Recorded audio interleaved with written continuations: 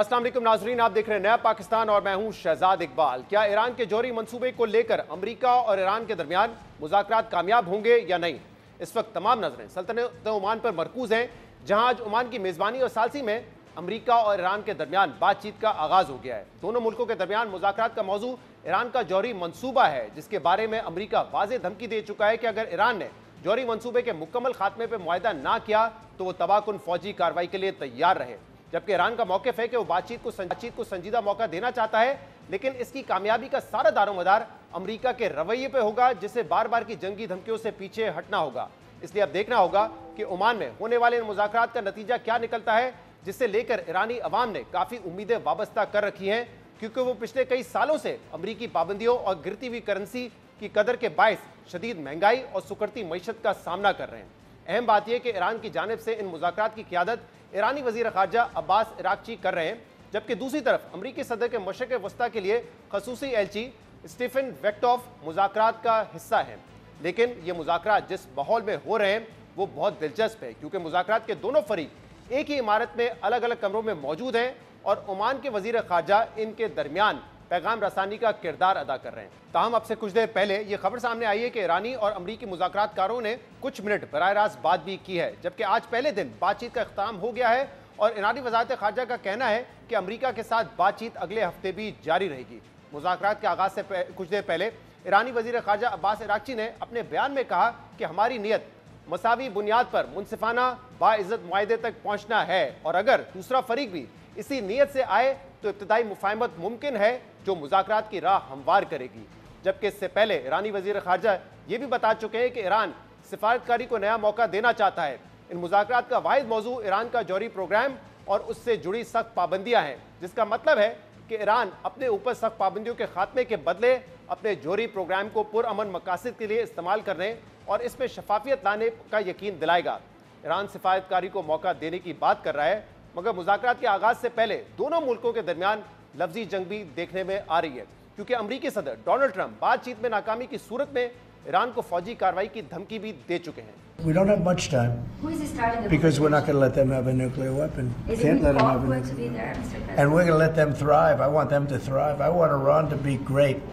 The only thing they can't have is a nuclear weapon. They understand that. With Iran, if it requires military, we're going to have military. Israel will obviously be very much involved in that. He'll be the leader of that. But nobody leads us. We do what we want to do. जबकि Donald Trump के ख़ुसूसी एलची Steve विट्कॉफ़ ने मुज़ाकरात से पहले अपने एक बयान में कहा था कि ईरान को जौहरी हथियार बनाने से रोकना अमेरिका की रेड लाइन है और जौहरी मंसूबे का खात्मा ही पहला मुतालबा है और समझौते पर पहुंचने के लिए मुख्तलिफ रास्ते खुले हैं। बहरहाल आज कई सालों के तातुल के बाद अमेरिका और ईरान के दरमियान बातचीत का आगाज़ हो चुका है और अहम बात यह कि मुज़ाकरात उस वक्त शुरू हुए कि जब कुछ अरसे पहले तक ईरानी रहबर आला आयतुल्लाह ख़ामेनी ने अमेरिका से बातचीत पर पाबंदी लगा रखी थी और वो अमेरिका से बातचीत को गैर दानिशमंदी और बेवकूफ़ी करार देते रहे। और ख़ासतौर पर अमेरिकी सदर ट्रंप की जानिब से पिछले माह लिखे गए धमकी आमेज़ ख़त के जवाब में भी उन्होंने अमेरिका को सख्त जवाब दिया था, जिसे मुज़ाकरात से इनकार करार दिया जा रहा था। इसलिए सवाल यह है कि एक माह के दौरान ऐसा क्या हुआ है कि ईरानी रहबर आला ने अमेरिका से बातचीत पर आमादगी जाहिर कर दी है। इस हवाले से अमेरिकी अखबार न्यूयॉर्क टाइम्स की सहाफ़ी फरनाज फसीही ने दिलचस्प अहवाल बयान किया है। खबर के मुताबिक मार्च के पहले हफ्ते अमरीकी सदर का खत मिलने के बाद ईरानी क़यादत ने खत का जवाब देने पर गौर के लिए एक हंगामी इजलास बुलाया, जिसमें आयतुल्लाह ख़ामेनी, ईरानी सदर, अदलिया के सबरा और पार्लियामेंट के स्पीकर शामिल थे। इस इजलास से बाखबर सीनियर ईरानी ओहदेदारों ने न्यूयॉर्क टाइम्स को बताया कि इस इजलास में ईरानी रहबर आला को दो टोक पैगाम दिया गया और वो पैगाम ये था कि तेहरान को वाशिंगटन से बात करने की इजाज़त दी जाए, वरना ईरान में इस्लामी जमहूरिया की हुकूमत का खात्मा हो जाएगा। इजलास में हुकाम ने आयतुल्लाह ख़ामेनी को खबरदार किया कि ईरान की मईशत पहले ही तबाहाल है, करेंसी की कदर मुसलसल गिर रही है, मुल्क में गैस, पानी और बिजली की किल्लत है, अमरीका और इसराइल से जंग का खतरा भी मंडला रहा है और ऐसे में ईरान ने अमरीका से बातचीत से इनकार किया या मुज़ाकरात नाकाम हुए तो ईरान के दो जौहरी तनसीबात नेतन्ज़ और फुर्दो पर फौजी हमले को कोई नहीं रोक सकेगा, जिसके बदले ईरान को भी जवाब देना पड़ेगा, जिससे जंग फैलने का खदशा होगा और ऐसी सूरत-ए-हाल में ईरान की मईशत को मजीद नुकसान होगा और अवामी गुस्से में मजीद इजाफा होगा और बैक वक्त दो महाजों पर लड़ने से रियासत की बका को संगीन खतरात का सामना होगा। न्यूयॉर्क टाइम्स के मुताबिक कई घंटों की इस मीटिंग के बाद ईरानी रहबर आला ख़ामेनी ने अमरीका से बिलवास्ता मुज़ाकरात की इजाज़त दे दी, جس کے بعد 28 مارچ کو ایران نے امریکہ کو مذاکرات پر آمادگی کا پیغام بھیجا اور اب ان ہائی سٹیکس مذاکرات کا باقاعدہ آغاز ہو چکا ہے، جس کا بنیادی سوال یہ ہے کہ کیا امریکہ ایران کو اپنے جوہری منصوبے کے مکمل خاتمے پر قائل کرنے میں کامیاب ہوگا، اور اگر ایسا ہوتا ہے تو امریکی صدر ڈونلڈ ٹرمپ ایران کو اس کے بدلے میں کیا دینے پر راضی ہوں گے۔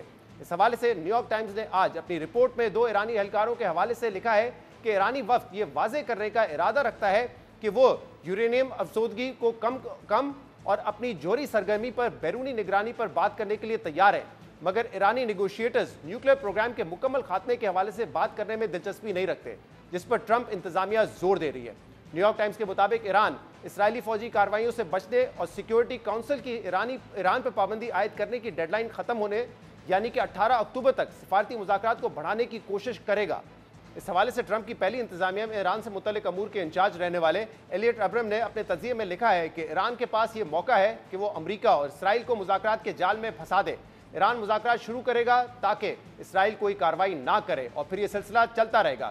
ان کے مطابق ایک نئے معاہدے پر اتفاق ضرور ممکن ہے، مگر ایران شاید وہی شرائط مانے گا جو 2015 کے معاہدے میں تھی، جو اسرائیل کے لیے ناقابل قبول ہے، اور ہو سکتا ہے کہ یہ خود ٹرمپ کے لیے بھی ناکافی ہو، کیونکہ وہ پہلے ہی ایران کے میسائل ٹیکنالوجی اور مشرق وسطیٰ میں اس کے اثر و رسوخ پر سخت پابندیوں کا مطالبہ کر چکے ہیں تاکہ وہ یہ دعویٰ کر سکیں کہ انہوں نے پچھلی حکومتوں سے بہتر معاہدہ کیا ہے۔ اہم بات یہ کہ صدر ٹرمپ ہی تھے جنہوں نے اپنے پہلے دور میں ایران سے اوباما دور کے جوہری معاہدے سے امریکہ کو نکالنے کا فیصلہ کیا تھا، جو ایران اور اقوام متحدہ کے 5 مستقل رکن امریکہ، برطانیہ، روس، چین، فرانس سمیت جرمنی اور یورپین یونین کے درمیان طے پایا تھا۔ اس معاہدے کے تحت ایران نے یورینیم افزودگی کو 3.7% تک محدود کرنے پر اتفاق کیا تھا، جبکہ جوہری ہتھیار بنانے کے لیے 90% یورینیم افزودگی کی ضرورت ہوتی ہے۔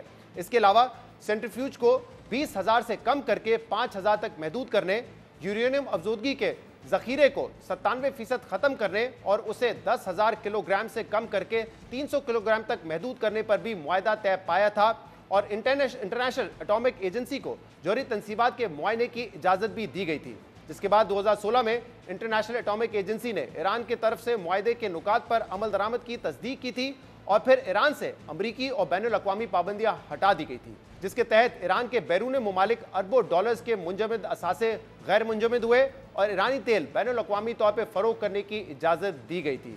تاہم 2018 میں صدر ٹرمپ نے امریکہ کو joint comprehensive plan of action سے الگ کر کے اس معاہدے کو یک طرفہ قرار دیا تھا، جس کے بعد ایران نے پھر یورینیم کی افزودگی بڑھانے کا کام شروع کیا، اور حال ہی میں اقوام متحدہ کی انٹرنیشنل اٹامک ایجنسی کی رپورٹ کے مطابق اس وقت ایران 60% تک یورینیم افزودگی کر رہا ہے۔ افزودگی کی یہ سطح ایٹم بم بنانے کے لیے درکار سطح سے صرف 1 درجے نیچے ہے، اور اسی لیے اب امریکہ ایران سے جوہری ہتھیار بنانے کی صلاحیت چھیننے اور معاہدے نہ ہونے کی صورت میں ایران کی جوہری تنصیبات کو نشانہ بنانے کی دھمکی دے رہا ہے۔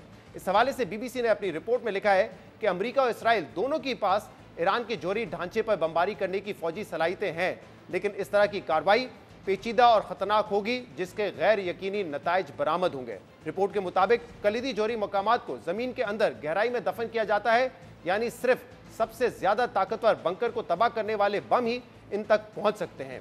انہی زیر زمین مقامات سے متعلق کچھ روز پہلے ایرانی میڈیا نے ایک ویڈیو جاری کی تھی جسے راکٹ سٹی کا نام دیا گیا تھا۔ یہ راکٹ سٹی کیا ہے؟ اس راکٹ سٹی کا مقصد کیا ہے؟ جوہری معاہدے پر امریکہ اور ایران کے درمیان کیا بات چیت کسی نتیجے پر پہنچ سکے گی؟ اس پر ہم تجزیہ حاصل کریں گے ایک بریک کے بعد۔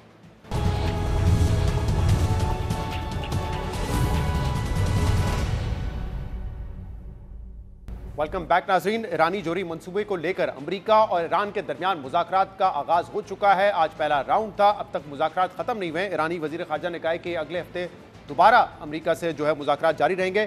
اس پر ہم بات کریں گے، جس کے لیے ہمیں جوائن کیا ہے افضل رضا صاحب نے، بیورو چیف ہیں ایرانی آفیشیل نیوز ایجنسی کے، اور اس کے علاوہ ہمیں جوائن کریں گے ایرانی امور پہ ماہر ڈاکٹر راشد نقوی صاحب۔ آپ دونوں کا بہت بہت شکریہ جوائن کرنے کے لیے۔ افضل رانا صاحب، پہلے آپ کی طرف آتا ہوں۔ ایک عرصے تک ہم نے دیکھا مذاکرات میں تعطل رہا، ایک نیگیٹو سینٹیمنٹ بھی تھا ایرانی عوام کا، ایرانی لیڈرشپ کا امریکہ کو لے کر، لیکن اب جب ان مذاکرات کا آغاز ہو چکا ہے، اس سے امیدیں کیا ہیں اور سینٹیمنٹ کیا ہے ایران میں لیڈرشپ کا اور عوام کا؟ بسم اللہ الرحمن الرحیم۔ میں آپ کا بہت شکر گزار ہوں کہ مجھے اپنے پروگرام میں گفتگو کرنے کا ٹائم دے دیا۔ دیکھیں، آج کا پہلا دور انڈائریکٹ ٹاکس ایران اور یونائٹڈ اسٹیٹس کا اختتام ہو گیا۔ ٹھیک ایگزیکٹلی اگلے سیٹرڈے کو ایک ہفتے کے بعد دوسرا دور کا آغاز ہوگا۔ میں صرف یہاں پہ ایک بات ضرور کہنا چاہتا ہوں کہ سینٹیمنٹس ایرانین نیشنل لیڈرشپ کا یہی ایک مقصد تھا اس انڈائریکٹ ٹاکس کا، کہ صرف اور صرف نیشنل انٹرسٹ کو پروٹیکٹ کرنا ہے، اور ان کا واحد مقصد یہ تھا. اب ٹرمپ صاحب جو ان کا دوسرا دور ہے، انہوں نے پیٹنٹ تو کر رہے تھے کہ ٹاکس کی حمایت کرتے، while he was threatening Iran with bombing and military attacks. تو مجھے لگتا ہے ایران اور امریکہ کے درمیان ایک لمبی دیوار ہے بد اعتمادی کا. جو پہلا دور اگر اس کا بقول ایرانی وزیر خارجہ کا جو ایک مثبت اور ایک کنسٹرکٹیو فضا میں یہ مذاکرات ہوئے ہیں، تو لگتا یہی ہے سب سے پہلے ایک کانفیڈنس بلڈنگ میجرز کی طرف جانا چاہیے. جو اپروچ ڈونلڈ ٹرمپ اس مذاکرات سے پہلے لے کے آ رہے تھے، ایران کو دھمکی بھی دینا اور ایک لائن، ایک ریڈ لائن بنا دینا کہ اگر اس 2 مہینے میں مذاکرات کے نتائج ہوں گے تو ٹھیک، نہیں تو ملٹری ایکشن صرف ایک سولوشن ہوگی. میں نہیں سمجھتا کہ یو ایس مڈل ایسٹ کی اس سچویشن کو لے کے ایک بار پھر ایسے کوئی غیر منطقی اقدام ایران کے خلاف اٹھائے، کیونکہ انہوں نے اس نتیجے کو اکتوبر 2023 کے بعد کر کے دیکھا بھی ہے. خیر اسرائیل نے ایک جارحیت کی جرأت تو کی، لیکن میں نہیں سمجھتا کہ پریزیڈنٹ ٹرمپ جو الیکشن سے پہلے وعدے دے رہے تھے کہ وہ پیس کے لیے آئے ہیں، دوبارہ جنگ چھیڑنے یا جنگ بنانے کے لیے نہیں آئے، تو میں نہیں سمجھتا کہ امریکی صدر ڈپلومیسی سے ہٹ کے کچھ غیر منطقی کارروائی یا اقدامات کے لیے سوچیں یا اس کے لیے آرڈر دیں. رائٹ. ڈاکٹر راشد صاحب نے بھی ہمیں جوائن کر لیا. راشد صاحب آپ فرمائیے گا، آپ کتنے ہوپ فل ہیں کہ یہ جو مذاکرات ہیں یہ نتیجہ خیز ہوں گے؟ دونوں طرف سے آپ کو سنجیدگی نظر آ رہی ہے؟ جی بسم اللہ الرحمن الرحیم. دیکھیں اس وقت جو مڈل ایسٹ کی صورتحال ہے اور جس انداز سے ڈونلڈ ٹرمپ نے اپنے دور صدارت کا آغاز اور جنگوں کے خاتمے کی بات کی ہے، اگر اس تناظر میں دیکھیں تو پھر تو یہ بات سمجھ میں آتی ہے کہ یہ مذاکرات کسی نہ کسی نتیجے پہ پہنچیں گے. لیکن یہ بات بھی ہم فراموش نہیں کر سکتے کہ ماضی میں بھی یہ معاہدہ ہو چکا تھا. اس معاہدے پہ دستخط بھی ہو گئے تھے 5+1، اور پھر سیکیورٹی کونسل تک یہ بات پہنچی، اور ٹرمپ صاحب نے آ کے جس طرح بہت سارے دوسرے عالمی معاہدے انہوں نے کینسل کیے، امریکہ کو اس میں سے نکال دیا، تو اس جے سی پی او میں بھی انہوں نے ویسے ہی رویہ رکھا، یعنی ایٹمی معاہدے میں. تو اب تو یہ ڈر لگتا ہے کہ ممکن ہے معاہدہ ہو جائے، لیکن ٹرمپ صاحب کا کچھ پتہ نہیں چلتا. ان کے یو ٹرن بھی بڑے مشہور ہیں، جیسے ابھی ہم ٹیرف کے عنوان سے دیکھ رہے ہیں. تو ابھی تو مذاکرات شروع ہوئے ہیں اور بہت ہی ابتدائی مرحلے میں. ابھی کوئی یہ پریڈکٹ کرنا کہ یہ کوئی بہت زیادہ کامیاب ہوں گے اور اس کے کیا نتائج ہوں گے، میں سمجھتا ہوں کہ یہ قبل از وقت ہے اس کے بارے میں کچھ کہنا. اور ڈاکٹر اشرف صاحب یہ فرمائیے گا کہ یہ ایران ویسے تو آج بھی ان کا اسٹیٹمنٹ آیا ہے کہ وہ ایک منصفانہ اور باعزت طریقے سے معاہدہ کرنا چاہتے ہیں امریکہ کے ساتھ، لیکن کیا ایران واقعی دباؤ میں یہ مذاکرات کر رہا ہے امریکہ سے؟ کیونکہ امریکہ نے تو یہ بھی دھمکی لگا دی ہے ڈونلڈ ٹرمپ نے کہ اگر آپ معاہدہ نہیں کریں گے ہمارے ساتھ تو پھر آپ کے خلاف جو ہے وہ فوجی کارروائی بھی ہو سکتی ہے، اور اسرائیل اس کو لیڈ کر رہا ہوگا. پھر دوسری طرف جو ایران کے اپنے معاشی حالات ہیں، کیا اس وجہ سے بھی ایران پہ دباؤ ہے، ان کی لیڈرشپ پہ دباؤ ہے کہ ٹھیک ہے ہمیں مذاکرات کرنے ہیں اور کہیں نہ کہیں معاہدہ کرنا ہے؟ یہ لیکن ٹرمپ صاحب کا تو سٹائل وہی اسٹک اینڈ کیرٹ والا ہے نا، وہ ہمیشہ اسی طرح دھمکی بھی دیتے ہیں اور ساتھ آفرز بھی کرتے ہیں. ایک تاجر آدمی سے یہی توقع کی جا سکتی ہے، لیکن اسلامی جمہوریہ ایران کے عنوان سے اگر دیکھیں تو یہ تھریٹس کو آج سے نہیں ہے، اور نہ یہ سینکشن آج سے ہیں. 1979 سے لے کے ابھی تک اس کے اثرات ضرور ہیں، لیکن یہ کوئی آج کا مسئلہ نہیں ہے کہ مثلا آج ٹرمپ کی وجہ سے یہ سینکشنز ہیں اور ابھی مشکلات بہت شدت اختیار کی ہیں. ایک لمبے عرصے سے ایران اس کو بھگت رہا ہے اور آئندہ بھی اس کے اندر یہ پوٹینشیل موجود ہے کہ وہ ان کا مقابلہ کر سکے. لیکن بہرحال ایران کے اندر بھی یہ خواہش ضرور ہے کہ جتنی ٹینشنز ہیں دنیا کے ساتھ ان کو ختم کیا جائے اور مڈل ایسٹ کے اندر ایک پرامن فضا ہو اور ایران کو مختلف شعبہ جات میں مزید ترقی کرنے کی جو ہے وہ گنجائش موجود ہو. لہذا مذاکرات اور جو یہ جو ڈائلاگس کا سلسلہ ہوتا ہے، ایران تو ہمیشہ ہم ہی رہا ہے اور اس نے کئی سالوں سے یہ مذاکرات کیے، بلکہ اس میں تو एटमी प्रोग्राम के उन्वान से एडिशनल प्रोटोकॉल पे भी साइन कर दिए थे इसी वजह से। जी, और अफजल साहब ये बताइएगा कि क्या अमेरिका जो डिमांड कर रहा है या इजराइल की भी जो डिमांड है कि मुकम्मल खात्मा होना चाहिए, यानी पहले की तरह ऐसे नहीं होगा कि जो सिविल न्यूक्लियर प्रोग्राम है वो ईरान जारी रख सकेगा, क्या इस पर आपके ख्याल में ईरान राजी हो जाएगा? एब्सोल्युटली नॉट इकबाल साहब, देखें ईरान ने अपने इसी 45 इयर्स के हिस्ट्री में सीरिया, लीबिया और इराक में जो गैर कानूनी कार्रवाइयाँ हुई थी उनके न्यूक्लियर फैसिलिटीज़ पे या उनके केमिकल फैसिलिटीज़ में, तो ईरान को ये एक अच्छे से एक सबक अमेरिका के पुरानी जो कार्रवाइयों से हासिल हुई है। तो अगर ये धमकी दे रहे हैं कि ईरान के तनसीबात को उस पर नुकसान पहुंचाएंगे या ईरान को इस पर प्रेशर डालेंगे कि अपनी ऑलरेडी पीसफुल न्यूक्लियर प्रोग्राम से पीछे हट जाए, I don't think so. Iran ने पहले भी बरपना, और IAEA की रिपोर्ट्स है, इवन डोनाल्ड ट्रंप साहब से पहले जब 2015 में ये मुआहिदा हुआ, फिर 2016 में इंटरनेशनल एटॉमिक एनर्जी एजेंसी ने बारहा अपनी रिपोर्ट में इस बात की तायद की कि ईरान उसी मकसद उसी मुआहिदे के तहत जा रहे हैं। सो आई डोंट थिंक सो कि ईरान अपनी जो रेड लाइन है उस पर कोई कंप्रोमाइज़ करे। बहुत बहुत शुक्रिया अफजल साहब, बहुत बहुत शुक्रिया डॉक्टर राशिद साहब, आप हमारे साथ मौजूद थे। डोनाल्ड ट्रंप को ये दिखाना है कि जो मुआहिदा वो ईरान के साथ करेंगे वो उससे बेहतर होगा अमेरिका के लिए, अमेरिकी अवाम के लिए, जो कि ओबामा के दौर में हुआ था। प्रोग्राम में एक ब्रेक शामिल करते हैं, मजीद बात करेंगे इस पर।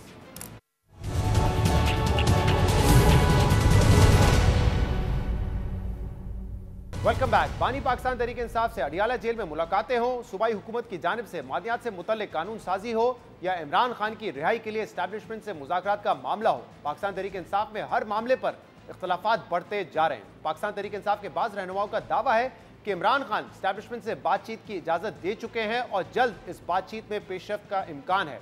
और इन रहनुमाओं में सबसे नुमाया आज़म सवाती हैं। आज़म सवाती ने 2 रोज़ पहले एक इंटरव्यू में यह दावा भी किया है कि बुध को इस सिलसिले में उनकी एक अहम शख्सियत से मुलाकात होने जा रही है। ताहम उन्होंने यह दावा भी किया है कि इस अहम शख्सियत का एस्टैब्लिशमेंट से ताल्लुक नहीं है। लेकिन अहम बात यह है कि पार्टी के सेक्रेटरी जनरल सलमान अकरम राजा ने मुज़ाकरात की इन कोशिशों को आज़म सवाती की ज़ाती कोशिश करार दिया है। मीडिया से गुफ्तगू करते हुए उनका कहना था कि आज़म सवाती ज़ाती हैसियत में मुज़ाकरात की कोशिश कर रहे हैं, पाकिस्तान तहरीक इंसाफ का इससे कोई ताल्लुक नहीं है। आज़म खान सवाती ने एक बयान दिया कि हमारी ऐसा कुछ नहीं है, ये सवाती साहब अपने तौर पर कोशिश कर रही हैं, तो ये उनकी कोशिश है। पार्टी जो है हैसियत पार्टी ऐसी कोई बात नहीं करती, लेकिन सवाती साहब अपनी तरफ से अगर कोई राह निकालती हैं और वो राह उसूल की बुनियाद पर है। लेकिन इसके अलावा अगर कोई ये सोच रहा है कि किसी पतली गली से हम निकलने की कोशिश कर रहे हैं या कोई हम जबर के साथ शीरो शक्कर होना चाहते हैं, तो ऐसा नहीं है। सलमान अकरम राजा आज़म सवाती के मुज़ाकरात की कोशिश से लाताल्लुकी का इजहार कर रहे हैं। दूसरी जानिब आज़म सवाती ने यह भी कहा है कि उन्होंने मुज़ाकरात के मामले पर साबिक सदर आरिफ अलवी को एतमाद में लिया है और आरिफ अलवी की वतन वापसी पर इन मुज़ाकरात का आगाज़ होगा। जबकि साबिक सदर डॉक्टर आरिफ अलवी ने भी कल अमरीकी नशरियाती इदारे को इंटरव्यू में मुज़ाकरात की ज़रूरत पर जोर देते हुए कहा कि जमहूरियत की बहाली और नए इलेक्शंस पर बातचीत हो सकती है। We would appreciate that some negotiations take place for future election, for democracy to come back. Doctor Arif Alvi का कहना है कि नए इंतखाबात पर बातचीत हो सकती है। इमरान खान की रिहाई के लिए मुज़ाकरात की कोशिशों समेत दीगर सियासी और कानूनी मामलात पर हम बात करेंगे, जिसके लिए हमें ज्वाइन किया है पाकिस्तान तहरीक इंसाफ के सेक्रेटरी जनरल सलमान अकरम राजा ने। सलमान साहब बहुत बहुत शुक्रिया वक्त देने के लिए।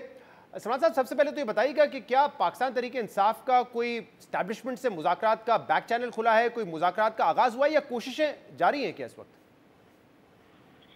देखिए, मेरे इल्म में ऐसी कोई बात नहीं है। इनफरादी अगर कोई साहब कोई कोशिश कर रहे हैं तो ये उनकी इनफरादी कोशिश है, बतौर पार्टी ऐसा कुछ इस वक्त नहीं हो रहा।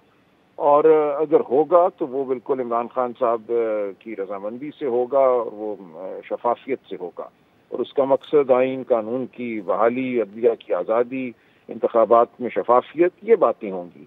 कोई और back door back room deal नहीं होगी। सही। तो अभी क्योंकि मल्टीपल आप लोगों के सियासी कमेटी के इजलास हुए हैं, वहाँ पे ये इशू ज़ेर बहस आया है कि मुज़ाकरात हो रहे हैं या कोई इंडिविजुअल PTI से कोई बातचीत करना चाह रहा है?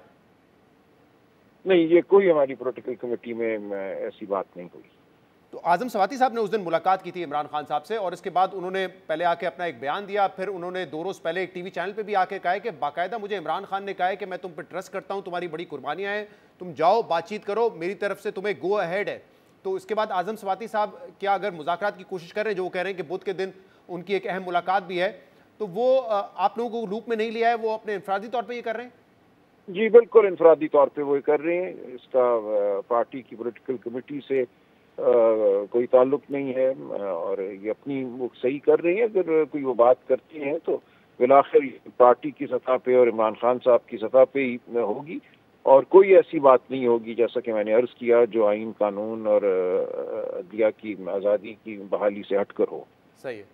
اور انہوں نے کہا کہ سابق صدر ڈاکٹر عارف علوی صاحب کو بھی انہوں نے لوپ میں رکھا ہے. صدر صاحب نے جو ہے سابق صدر صاحب نے سی این این کو ایک انٹرویو بھی دیا ہے جس میں انہوں نے کہا ہے کہ الیکشنز کے حوالے سے ارلی الیکشنز پہ بات چیت ہو سکتی ہے. اس حوالے سے کوئی آپ لوگوں میں مشاورت ہوئی؟ جی میں یہی عرض کر رہا ہوں نا، ملک میں آئین اور قانون کی بحالی، ملک میں عوام کے مینڈیٹ کی بحالی، یہ اصولی معاملات ہیں جن پہ بالکل بات ہو سکتی ہے اور جو طاقت راہ میں حائل ہے اسی طاقت سے بات ہوگی. ہم نہیں کہتے کہ سیاسی جماعتوں سے نہیں ہوگی. ہم ایک بہت بڑا اتحاد بنا رہے ہیں آئین کے تحفظ کے لیے اور ہم ہر سیاسی جماعت سے بات کر رہے ہیں جو آئین قانون عدلیہ کی آزادی کے لیے ہمارے ساتھ چلنے کو تیار ہو. اور سلمان صاحب ریسنٹلی یہ اطلاعات پہلے آ رہی تھی سوشل میڈیا پہ، بعد میں میڈیا پہ بھی آئی کہ امریکہ سے پاکستان تحریک انصاف کے حمایتی کچھ ڈاکٹرز بزنس مین آئے، انہوں نے یہاں پہ پاکستان میں ڈی جی آئی سے ملاقات کی، اس کی خبریں بھی آتی رہی. کیا پارٹی لیول پہ اس پر کوئی بات چیت ہوئی ہے؟ نہیں، ان کا بھی پارٹی سے کوئی تعلق نہیں ہے. وہ پاکستان کے خیرخواہ لوگ ہو سکتے ہیں جو اپنی طرف سے کوئی کوشش کر رہے ہوں، لیکن اس کا باضابطہ طور پہ پارٹی سے کوئی تعلق نہیں ہے. تو سلمان صاحب یہ ایک بڑا ایشو نہیں ہے کہ ہر کوئی آتا ہے کہتا ہے ہم بات چیت کر رہے ہیں اور عمران خان سے مل کے آتے ہیں، اس کے بعد یہ دعویٰ کر رہے ہوتے ہیں کہ ہمیں مینڈیٹ دیا بات چیت کرنے کا، لیکن پارٹی کے سیکرٹری جنرل کو، پارٹی کے چیئرمین کو، پارٹی کی سیاسی کمیٹی کو کچھ پتہ ہی نہیں کہ اس وجہ سے تو اختلاف پیدا ہوتے. پھر یہ بات صرف اعظم سواتی صاحب نے کی ہے اور تو کسی نے نہیں کہا کہ انہیں کوئی عمران خان نے مینڈیٹ دیا ہے یا کچھ کہا ہے.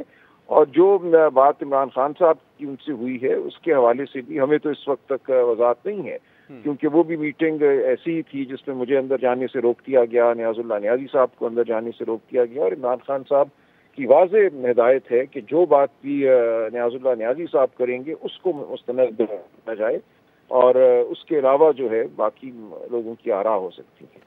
اس کے علاوہ علی امین گنڈا پور صاحب نے بھی اس دن پریس کانفرنس میں آلموسٹ یہ کہہ دیا تھا کہ عمران خان سمجھتے ہیں کہ اگر کوئی بات چیت کرنا چاہتا ہے تو وہ اس پہ راضی ہیں. تو علی امین گنڈا پور صاحب بھی یہ بات کر چکے ہیں، ان کے حوالے سے بھی جی بالکل راضی ہیں. دیکھیں عمران خان صاحب نے کبھی بھی مکالمے کے گفتگو کے دروازے جو ہیں بند نہیں کیے. ہمیشہ ہم نے کہا ہے کہ ملک میں اگر آئین کی بحالی کے لیے، قانون کے لیے کوئی بات کرتا ہے، کوئی راہ نکالتا ہے، کوئی مشورہ دیتا ہے انتظامیہ کو، مقتدرہ کو، تو وہ ٹھیک ہے، اس میں کیا بات قابل اعتراض ہے. صحیح، لیکن کوئی ایسی نئی امید پیدا نہیں ہوئی ہے کیونکہ عمران خان تو پہلے یہ بھی کہتے رہے کہ دوسری طرف سے کوئی بات چیت کے لیے اگر تیار نہیں ہے تو پھر میں کیا کر سکتا ہوں. تو دوسری طرف سے آپ لوگوں کو کوئی ایسا سگنل نہیں ملا ہے کہ بات چیت ہو سکتی ہے؟ مجھے دوسری طرف کا نہیں پتا جی کہ وہاں سے کیا کوئی اشارہ ہے، کوئی وہاں پہ خواہش ہے، لیکن میں یہ سمجھتا ہوں کہ ملک میں اگر استحکام ہونا ہے، ملک میں اگر ہم نے اس دھونس کے نظام سے ہٹنا ہے، اغواکاری کے نظام سے ہٹنا ہے، جو سینسرشپ ہے، صبح بندی ہے آپ لوگوں پر، صحافت پر، میڈیا پر، یہ ایک مصنوعی صورتحال ہے، یہ غیر فطری صورتحال ہے. اس سے بہرحال ملک کو باہر نکلنا ہوگا اور اس کے لیے ایک مکالمہ ہمیں کرنا ہی ہوگا. اچھا، پارٹی کے اندر بھی کچھ ایسے معاملات ہیں، بلکہ اندر نہیں، وہ تو پبلکلی ہے کہ اختلافات کچھ چیزوں میں آپ کے درمیان بھی پائے جاتا ہے اور اس میں خاص طور پہ جو ملاقاتوں والا معاملہ ہے اس پر اختلاف ہے، جیسے آپ نے بھی اس دن کہا اور اس پہ گوہر صاحب نے ریاکٹ بھی کیا اگلے دن جب آپ نے کہا کہ جو منظور نظر لوگ ہیں ان کو ملنے کی اجازت ہوتی ہے، میرے جیسے ہاک ہیں جو ہر ایشو پہ بات کرتے ہیں ان کو شاید ملنے کی اجازت نہیں ہوتی. یہ معاملہ کیا ہے؟ کیونکہ اس پہ اگلے دن تو کہا گوہر صاحب نے کہ دیکھیں میں جو ہوں نا وہ پارٹی چیئرمین ہوں، میں ٹکٹ پہ سائن کرتا ہوں اور مجھے وضاحت دینے کی ضرورت نہیں ہے کسی کو. یہ معاملہ کوئی سارٹ آؤٹ ہوا ہے آپ لوگوں کے درمیان یا نہیں ہوا ہے؟ جی بالکل ہے، میری آج بڑی اچھی گفتگو ہوئی ہے گوہر صاحب سے، روز ہوتی ہے، مختلف معاملات پہ ہم بات کرتے ہیں. دیکھیں یہ بڑی واضح بات ہے اور اس پہ کوئی اختلاف نہیں ہے کہ جو لسٹ دی جائے گی اسی لسٹ کے مطابق لوگ اندر جائیں گے. یہ عمران خان صاحب کا وضع کردہ طریقہ ہے، یہ عدالت نے اس کو مانا ہے. اس کے علاوہ اگر کوئی صاحب اندر جاتے ہیں یا کوئی صاحبہ اندر جاتی ہیں تو ہمیں اس پر اعتراض ہے. اس حوالے سے کوئی ابہام نہیں ہے، یہ ایک اصولی بات ہے. اور گوہر صاحب کا جہاں تک تعلق ہے وہ خود کوآرڈینیٹر ہیں، وہ خود نام دینے کے کا حق رکھتے ہیں، تو اپنے حوالے سے تو وہ بات کر سکتے ہیں. لیکن اگر ایک دفعہ نام دے دیے گئے، ایک لسٹ بن گئی، تو یہ نہیں ہو سکتا کہ اس لسٹ کو رد کر دے انتظامیہ یا 5 نام 6 میں سے رد کر دے اور باقی لوگوں کو بلا لے اور کہے آپ جائیے اندر. تو ہم یہ سوال کرنے میں حق بجانب ہیں کہ انتظامیہ کس طرح یہ فیصلہ کرتی ہے کہ کس کو اندر بھیجنا ہے, کس کو اندر نہیں بھیجنا, کس کو وہ فون کر کے یا کسی بھی طریقے سے مدعو کرتے ہیں, بلاتے ہیں, پھر کہتے ہیں آپ چلے جائیے, فلاں نہ جائے. مجھے 9 پولیس مین روک لیتے ہیں, بندوقیں تان لیتے ہیں, کچھ اور لوگوں کو کہتے ہیں آپ جائیے, دروازے کھل جاتے ہیں. تو ہمیں یہ بالکل قابل قبول نہیں ہے. ہم سمجھتے ہیں ہماری پارٹی میں ایک طرح سے تفریق پیدا کرنے کی کوشش ہے, نفاق پیدا کرنے کی کوشش ہے, اور ہمارے پارٹی کے تمام ممبران اس کی مزاحمت کریں گے اور آئندہ ایسا نہیں ہونے دیں گے کہ کوئی تاثر پیدا ہو کہ اس پارٹی میں کوئی زیادہ قبول ہے اور کوئی کم قبول ہے. تمام کا ایک موقف ہے. سلمان صاحب, اگر آپ خود کہہ رہے ہیں کہ انتظامیہ لگتا ہے کہ جان بوجھ کر یہ کرتی ہے, کسی کو جانے دیتی ہے, کسی کو روک دیتی ہے تاکہ پارٹی میں ایک تفریق پیدا کی جائے, اور شاید اس میں وہ کامیاب بھی ہو رہے ہیں کیونکہ پھر آپ لوگوں کے بیان بھی ایک دوسرے کے سامنے آ جاتے ہیں, لیکن آپ کا یہ کہنا ہے کہ کوئی منظور نظر ہے, کیا یہ بہت زیادہ پھر ایک بہت ایگریسو بیان نہیں تھا؟ دیکھیے منظور نظر تو اس حد تک نا کہ اس کو اجازت ہو گئی اور باقیوں کو اجازت نہیں ہوئی, تو یہ تو ایک انہوں نے خود ایک منظور نظری جو ہے وہ پیدا کی. اس میں کسی پہ کوئی تہمت نہیں لگا رہا. میں کہہ رہا ہوں کیوں انہوں نے ان کے نزدیک کچھ لوگ اس قابل ہیں کہ ان کو اندر بھیجا جائے اور کچھ لوگ اس قابل نہیں ہے کہ ان کو ملنے دیا جائے, جبکہ وہ عمران خان صاحب کے مقرر کردہ کوآرڈینیٹر ہیں, مقرر کردہ اسپوکس پرسن ہیں. تو کس طرح انتظامیہ یہ فیصلہ کرتی ہے کہ ان کو نہیں ملنے دینا؟ تو یہ ایسی صورت ہے جس کا جواب صرف یہی ہے کہ پارٹی میں نظم ہو اور پارٹی کا کوئی ممبر جو ہے اس طریقہ کار سے ہٹ کر اندر نہ جائے. اس سے زیادہ کوئی واضح اصول پر مبنی بات ہو نہیں سکتی اور اس پہ پارٹی میں اتفاق ہے.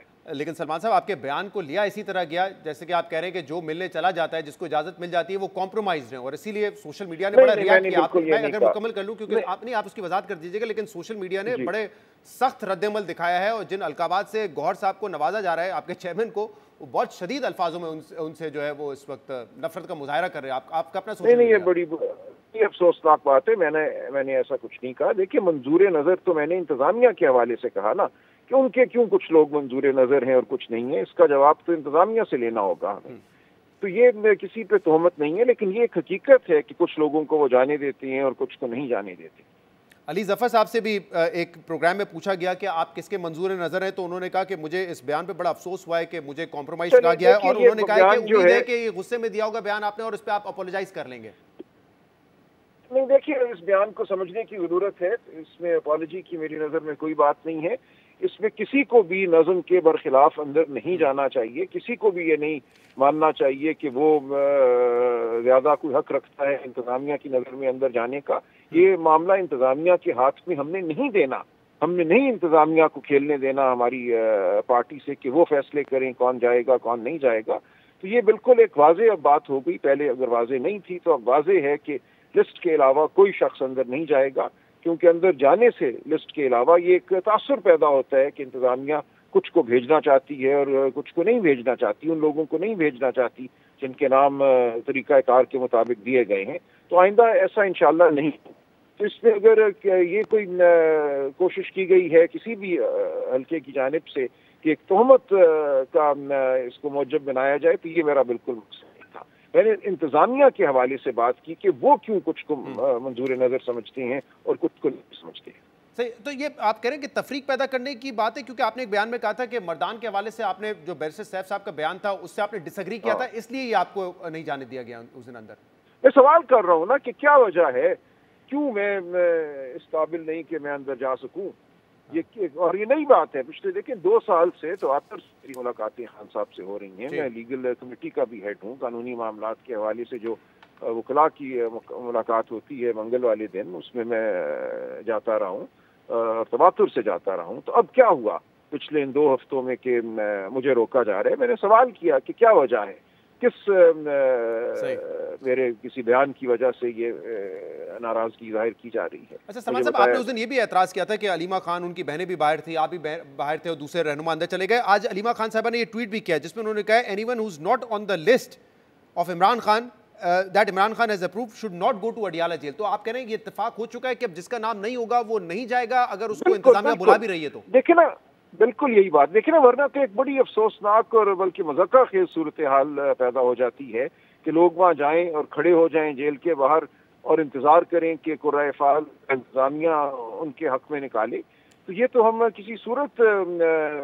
ٹھیک نہیں سمجھتے کہ ہماری ہی پارٹی کے لوگ جن کا نام اس ہفتے ملاقات میں نہیں ہے شامل، وہ جا کے اس امید پہ وہاں کھڑے ہو جائیں کہ ان کو چن لیا جائے گا انتظامیہ کی جانب سے. تو یہ نہیں ہونا چاہیے. ہم نے اپنے اندر نظم رکھنا ہے اور اب بات بالکل واضح ہو چکی ہے. جو آپ کے سیاسی کمیٹی کا اعلامیہ ہے وہ یہ بھی کہتا ہے کہ اب جو رہنما مل کر آئے گا وہ خود سے کوئی بیان بھی نہیں دے گا، وہ سیکرٹری اطلاعات کو جائیں گے اور پھر سیکرٹری اطلاعات جو ہے وہ بیان جاری کرے گا. جی یہ خان صاحب نے، عمران خان صاحب نے یہ کہا ہے کہ آپ باہر جا کے بیان مت جاری کیجیے، کیونکہ افسوسناک صورتحال اس سے ماضی میں پیدا ہوئی ہے کہ اس کو تحمل سے اور جو ان کے اسپوکس پرسن ہیں ان کے ذریعے ہی بیان کو آگے آنا چاہیے. ایک اور معاملہ جس پر پارٹی میں اختلاف نظر آ رہا ہے اور علی امین گنڈا پور صاحب سے سوال بھی ہوا ہے. علیمہ خان صاحبہ پارٹی کے ممبر نہیں لیکن ہمشیرہ عمران خان کی، انہوں نے بھی سوال اٹھایا کہ جو مائنز اینڈ منرلز کا بل ہے اس پر وہ کہہ رہی ہیں کہ اس کو اپروو نہیں کرنا چاہیے، عمران خان جب تک باہر نہ آ جائیں ایسی تمام چیزوں کو ہمیں ہولڈ کر دینا چاہیے. آپ نے بھی انیشلی بیان دیا تھا کہ وفاق کی طرف سے ڈکٹیشن کے طور پہ تمام صوبوں کو بھیجا گیا ہے کہ اس کو فوراً پاس کرو اور اس طریقے سے یہ ہونا نہیں چاہیے. جی یہ ٹھیک بات ہے، بالکل ٹھیک بات ہے. دیکھیں جس طریقے سے یہ تمام عمل ہوا کہ ایک منرل کانفرنس ہو رہی ہے اور ایک خط جاری ہوا سوشل میڈیا پہ آ گیا کہ یہ مسودہ جو ہے یہ تیار کروایا گیا ہے وفاقی سطح پہ یا کسی وفاقی نوعیت کے ادارے نے اس کو تیار کروایا ہے، تو یہ عمل ٹھیک نہیں ہے. ایک وفاقی نظام حکومت میں جہاں صوبے خود مختار ہیں وہ اپنی قانون سازی خود کرتے ہیں اور کسی ٹائم لائن کے تحت نہیں کرتے. اب اس پہ کوئی بحث نہیں ہے پارٹی میں، بالکل اتفاق ہو گیا ہماری پارلیمانی پارٹی کمیٹی کی میٹنگ کے بعد. یہ تمام معاملہ جو ہے مؤخر کیا جائے گا، اس پہ اطمینان سے غور و خوض ہوگا. اور یہ بھی درست ہے کہ عمران خان صاحب باہر آ جائیں. ایک بڑی جو لیجسلیشن ہے، قانون سازی ہے جس کے ساتھ بہت سے معاملات منسلک ہو سکتے ہیں، وہ جلد بازی میں نہیں ہونی چاہیے اور بہت یہ بہتر ہوگا کہ خان صاحب خود موجود ہوں تاکہ وہ تمام مشاورتی عمل میں شامل ہوں. آپ کہہ رہے ہیں اس کو مؤخر کیا جائے گا جب تک عمران خان خود باہر نہیں آ جاتے، یا پھر کوئی جا کے ان سے ملاقات کر کے اس پہ ہدایت لے کے اس کو اپروو کر سکتا ہے؟ کب تک مؤخر کیا جائے گا اس کو؟ دیکھیے یہ جو ملاقات اور ہدایت کا پروسیس ہے یہ تو اس وقت بالکل تتر بتر ہو گیا ہے. ملاقات ہو نہیں رہی، ملاقات ٹھیک ماحول میں نہیں ہو رہی، وہاں پہ بھی آلے بھی نصب ہوتے ہیں، وہاں اہلکار بھی سر پہ کھڑے ہوتے ہیں. تو یہ ایک ماحول ایسا ہے کہ اس میں گفتگو ممکن نہیں ہے، کوئی گہری مشاورت ممکن نہیں ہے اس ماحول میں. لیکن کل جو اعلامیہ جاری ہوا ہے اس میں تو یہ کہا گیا ہے کہ اس چیز پر ایک اتفاق ہوا ہے کہ بل میں صوبائی خود مختاری، حقوق اور معدنی وسائل وفاق SIFC یا کسی بھی وفاقی ادارے کو منتقل کرنے کی کوئی شک شامل نہیں ہے. جب اس بات پہ اتفاق ہو چکا ہے کہ کوئی یہ سازش نہیں لگتی کہ وفاق کو یا SIFC کو تمام جو ہے وہ حقوق چلے جائیں گے، تو پھر کیوں عمران خان کے باہر آنے کا انتظار کیا جائے گا؟ نہیں یہ واحد معاملہ تو نہیں ہے نا.